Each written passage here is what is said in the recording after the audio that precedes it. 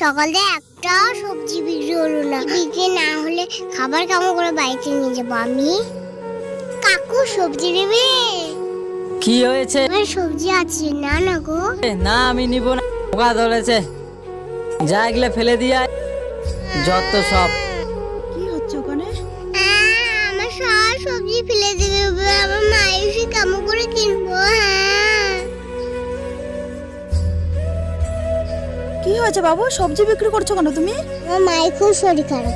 তোমার মায়ের খুব শরীর খারাপ? আচ্ছা তুমি পড়াশোনা করো না?